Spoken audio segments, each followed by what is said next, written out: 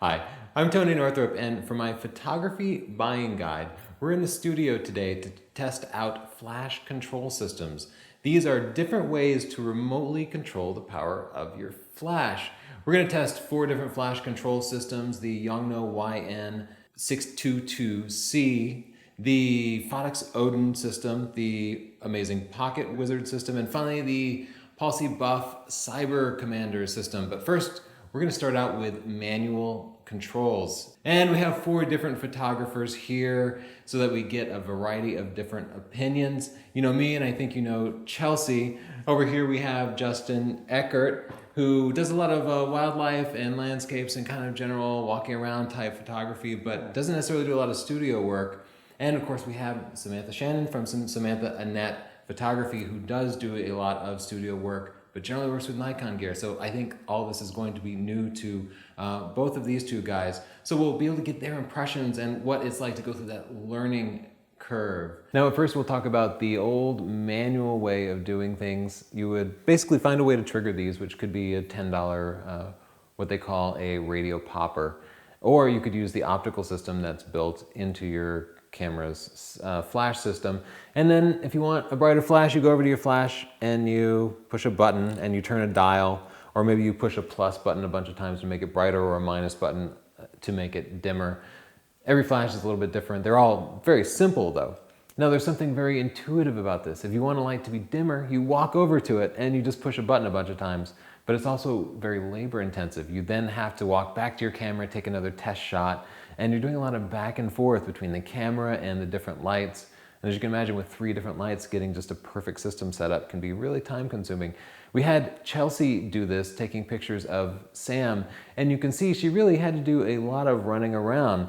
It's a lot of test, adjust, test, adjust, test, adjust, and that means that your model is standing there just waiting for you to get your stuff together, right? So it's okay. You can do that the first time, and if you're just taking one simple portrait, that's fine. But if you want to be varying the lights, if you want to be going from high key to low key, deep shadows, well, you end up going through that process every time you want to change the lights. Now, no matter what system you have to physically go to the lights if you want to move the light modifiers. So it's not like the remote control system saves you from entirely going to the lights, but it definitely makes the process go much quicker. In fact, in our tests, we found it took Chelsea a couple of minutes to get an initial setup done. Whereas with the remote control system, once you get comfortable with it, you can have everything, all the lights set up just perfectly in 20 to 30 seconds. This is the YongNuo YN622C.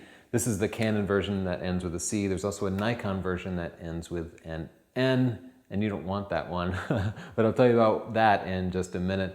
This is the least expensive option that you'll see today.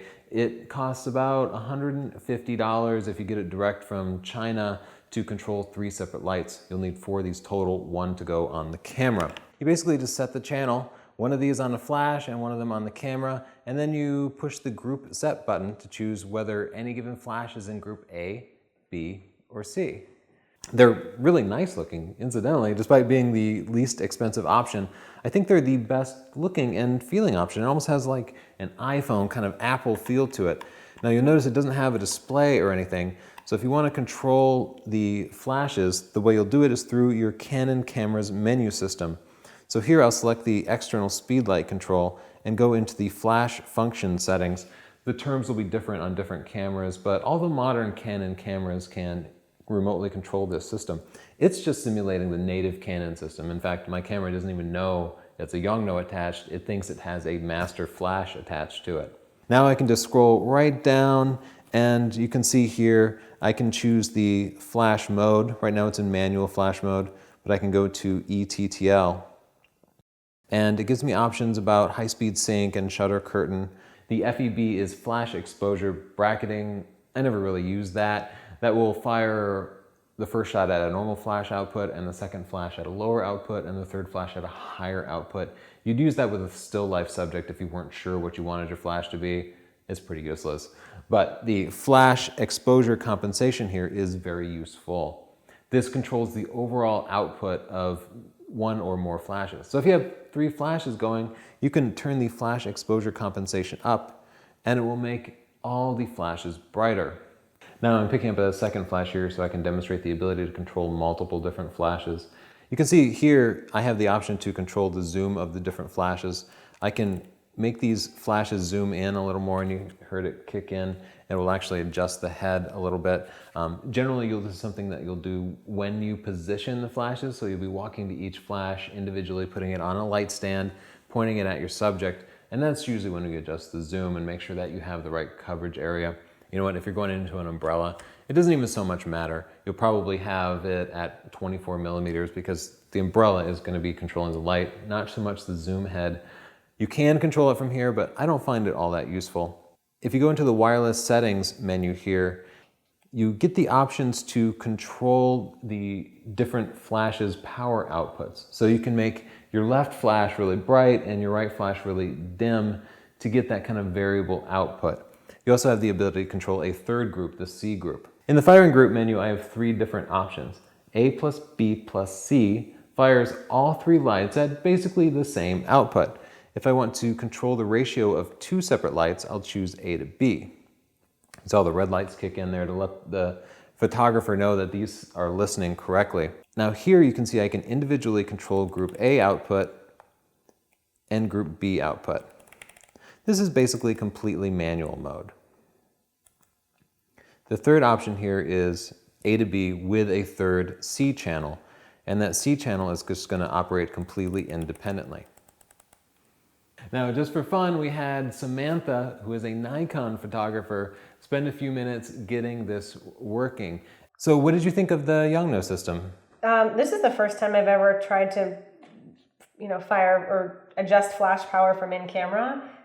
It was way easier than I thought it was going to be. I like this a lot. It was really easy once I figured it out. It was a little bit confusing at the beginning to figure out which one was which, but once I had that, it was definitely a convenient thing to be able to just look down at my camera and just change a few things and then have it done right then and there. Yeah, I feel like it's easy enough to use once you get the hang of it. I'll say that we didn't have a great experience with it. We had some unreliability, like it just wasn't responding correctly, and it required me to disconnect a flash and then turn it off and then connect it again. But then once everything was working, it seemed to work correctly. And she doesn't really know the half of it because they didn't tell her how much everything cost. If she knew that she could get this for 150 bucks for a Canon camera, or she'd have to spend over 500 bucks to get something similar for a Nikon camera, I think she might have appreciated it a little bit more. Overall, the YongNuo system is a fantastic value, and that's why I recommend it for Canon users who don't have really advanced needs, Canon users who just need to remote control output over multiple flashes. This is the Phottix Odin system, and right away you'll see compared to the YongNuo that it adds a display with actual physical controls to it. Now you could technically do that with the YongNuo, controlling the output manually from the device, but it would be really difficult. So you end up using the menu system in your Canon camera. But I don't recommend that for Nikon users because they don't have that same menu system. If you're a Nikon user and you want to remotely control your flashes, either you get to add, say, the SU800 or one of the SB like 700 flashes, a pretty expensive on-camera flash, or you get the Phottix Odin, which can control just about any type of flash remotely. And I bring that up because the compatibility is a big plus of the Phottix Odin system. I was shocked to find out that it will actually remotely control this super old flash that I have from the 90s. This is a Canon 380EX flash, and it's from a long, long time ago. You can hear it working there as the Phottix Odin picks up, changes on it, and actually changes it. But the Phottix Odin is the only system I tested that knows how to talk to this particular flash. Now, even if you don't have a terrible old flash like this, that's good news because you can save yourself $1 by going on eBay and getting flashes like this for like 50 bucks. You can get these really old flashes super cheap and they will work great with the Phottix Odin, but not with the other systems. So you might be able to even make up for the increased price. Let's look at the controls a little bit. To select different flashes in manual mode, I'll press the select button until the flash that I want to control is blinking. Like the YongNuo, it controls 3 different groups of flashes.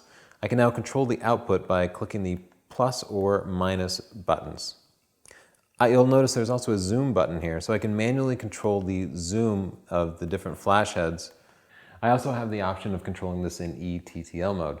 By pressing the option button in the upper left corner, it switches to ETTL mode and allows me to control the relative ratio of the different flashes. So here, flash B would be really bright, and here, flash A would be much brighter. And of course, by hitting the select button, I can control the overall flash exposure compensation, making the output of both flashes greater or lower.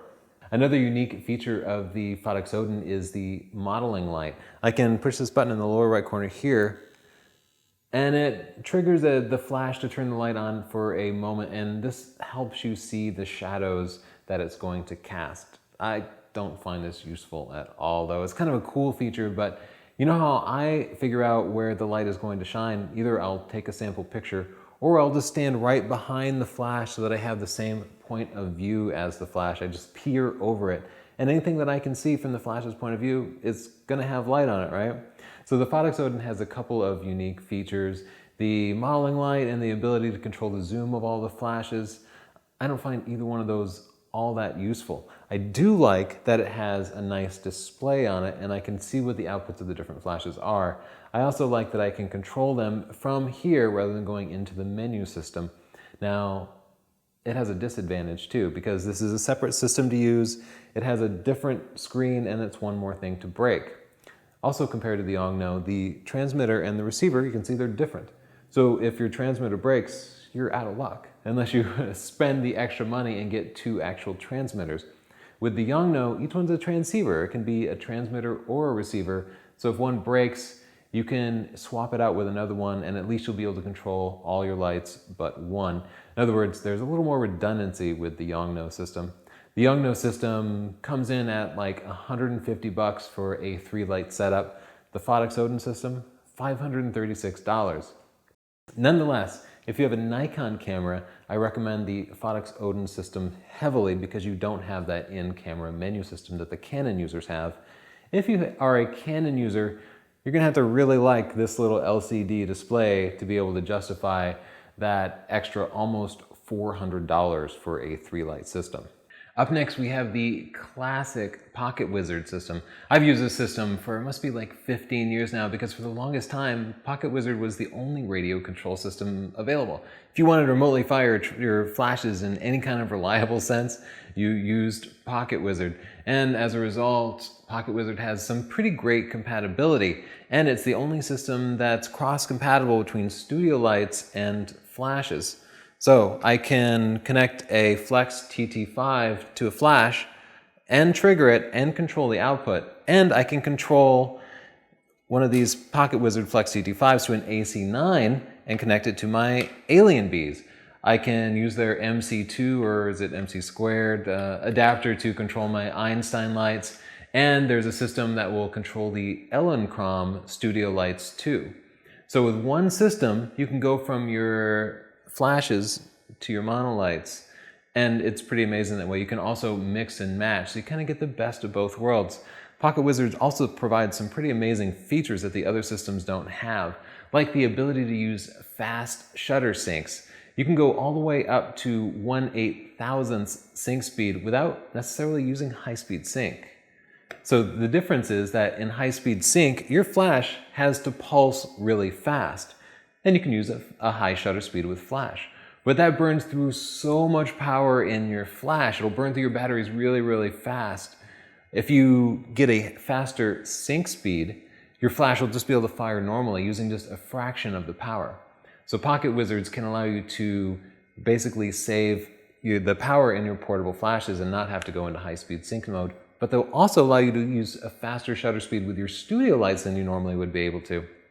I find with these Alien Bees, if I'm not using the PocketWizard system, I have to shoot at about 1/80th of a second or slower, or I run into sync speed problems. If I'm using the PocketWizard system and I have the HyperSync set up, that's their proprietary name for the fast flash system, then I can shoot it up to about 1/1800th of a second. That allows me to freeze the action much better. Even in a studio environment, even just with regular portraiture, that extra shutter speed will make things much sharper. PocketWizard also has this amazing analog control system. So with my Mini TT1, which goes into the flash hot shoe here, and the AC3, which just kind of piggybacks on it, I can control the output of these lights by just dialing these little dials up and down. So it's actually an analog control system that allows me to control the flash output of the different flashes. And I find that so much more intuitive than going into a menu and pushing pluses and minuses. It's also much, much faster. And believe me, you can get through a shoot much faster with these. I can turn flashes off by moving any of these three lights over to 0. And then M is manual mode, giving me manual output rather than an automatic output. And in automatic mode, it works kind of like TTL, but it's not a proper TTL. But what it will do is it will give you basically manual control. But then if you change your aperture or you change your ISO, it will adjust the lights automatically to maintain the same light output, even though you're changing your camera settings. And if you put it into automatic mode, it's not exactly like TTL. It'll work like manual mode, which I like. But if I change my camera settings, if I go from ISO 100 to 200, well, my camera's more sensitive, so it'll drop the output of the lights by half automatically.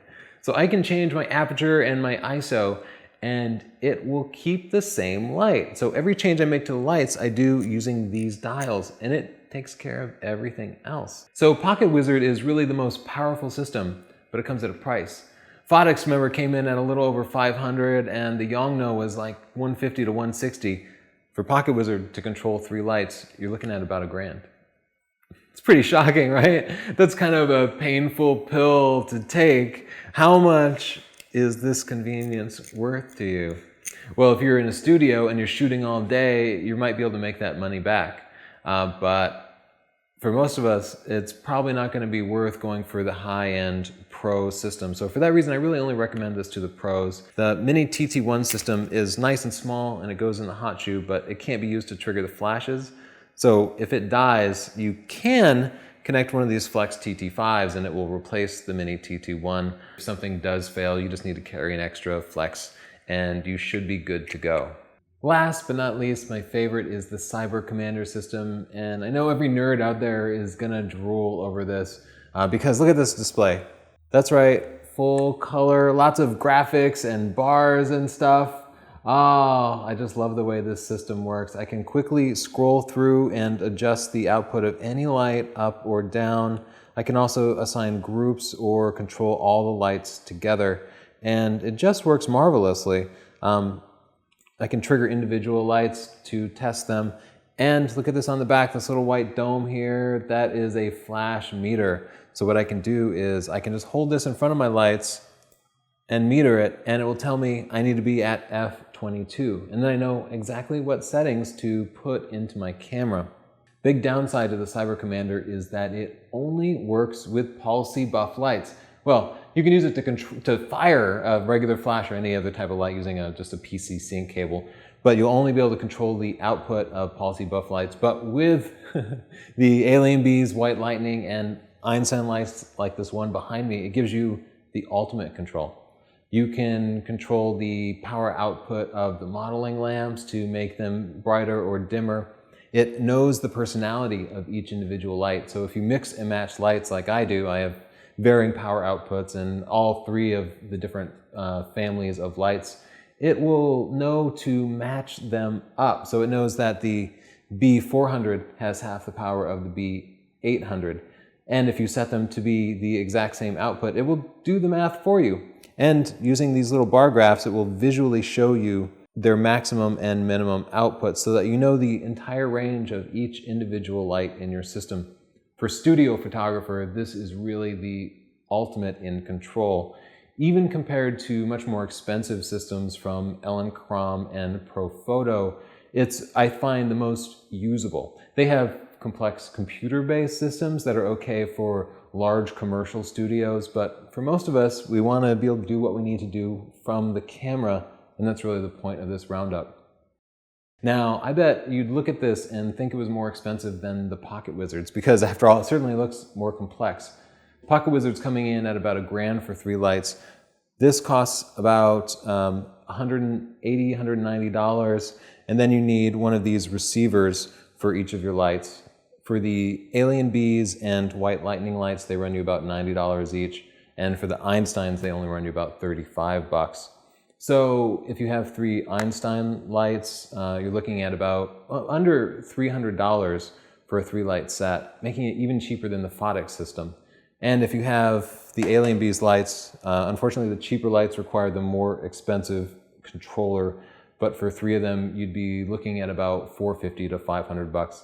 Still less expensive than the Phottix. Now you might be thinking, this isn't a flash control system. What if I want to go on location and I'm not working in a studio? I'm going to also suggest considering pairing this for location work with the Vagabond Mini. And it's just a battery pack. And you can get battery packs from other vendors too. Paul C-Buff happens to make these. But these will work with different monolights, and different monolights will work with these same battery packs. So it just straps right on there and it plugs in, and I can take this anywhere. Obviously, this is a bit bigger than a flash, but you gain the ability to easily swap in different light modifiers. Like, look how easy it is for me to take off these barn doors, and I could just as easily put on a proper softbox. If you've ever dealt with flashes, you know you end up dealing with those like crappy umbrellas and they always get bent, and you end up having all these adapters to get them attached to a light stand because they're not designed to go on a light stand. Flashes are designed to go here. They're not really designed to be used off camera. Everything we've been doing so far with flashes has been kind of a hack. And when you're working with them, it shows. You end up struggling with flashes. You end up frustrated. Things end up not fitting right and falling off. And often they just don't work quite right. So you end up just going back and I'll have to do it manually, or it didn't trigger at that time. It can be kind of a pain. Monolights are always rock solid, whether you're in the studio or on location, and they're not necessarily more expensive. So whether you go for this or another brand, do consider monolights. Now I'm not going to go over the difference between flash and monolights in this video, but do check out my photography buying guide because I cover all sorts of flashes and all the monolights in the text of it. I'll also go over the differences between the systems we assigned here and other systems, including Pixel King Pro, spelling out the advantages and disadvantages. So check out that book in the links below. And if you have any questions, please send me an email at tony@northrop.org. But I'll want to make sure that you've read that buying guide first, because I'm not going to answer questions if it's already in the book, right? If you like this video and you want more free videos, please click subscribe down below. And thanks so much for watching my channel. So overall, I liked the Cyber Commander better than just manually adjusting the light. The one thing that I liked about it is that you could look at the display and see by the bars which lights had more power and which had less power, so it was easier to equalize your lighting. And manual, you have to kind of go from light to light and adjust it, and it's a hassle. So it's nice to just stand from where you are and continue to take test shots as you're changing the levels just from the Cyber Commander. I will mention that I've had a little bit of experience with each system, and none of them were completely bulletproof. They just all had problems and they were a little bit flaky. We had to stop filming and figure out what was going wrong. It was kind of a hassle for all of them. It took a lot of time to get them all functioning properly. But once they were functioning properly, the Cyber Commander was still my personal favorite.